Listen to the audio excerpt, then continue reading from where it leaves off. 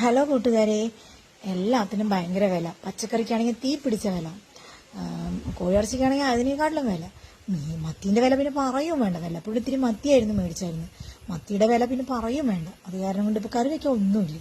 അപ്പം അതിനെക്കാട്ടിലും നല്ല എന്താ വില ചെയ്യുന്നുണ്ടോ, ചേനത്തണ്ടോ, മുരിങ്ങേൻ്റെ ഇലയൊക്കെയാണ്. ഞാനിന്ന് ഇത്തിരി മുരിങ്ങയുടെ ഇല അങ്ങോട്ട് ഓടിച്ചു കേട്ടോ.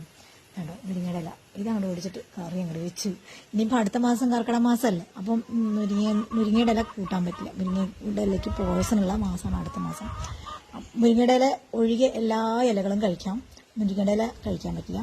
അപ്പോൾ ഈ മാസം അങ്ങോട്ട് കഴിച്ച് തീർക്കാമെന്ന് ഓർത്തിട്ട് ഇന്ന് നാളെ മറ്റന്നാളൊക്കെ മുരിങ്ങയുടെ ഇല അങ്ങോട്ട് സാമ്പാർ, വറുത്തത്, മുട്ടയിട്ട് വറുത്തത്, വെച്ചത്, അങ്ങനെ അടിപൊളിയാക്കാം കേട്ടോ.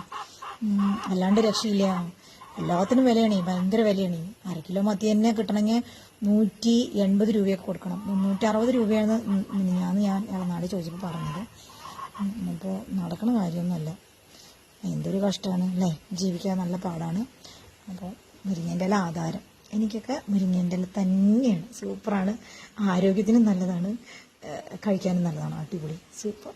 ചിക്ക് ചിക്ക് ചിക്ക് ചിക്ക് ചിക്ക്.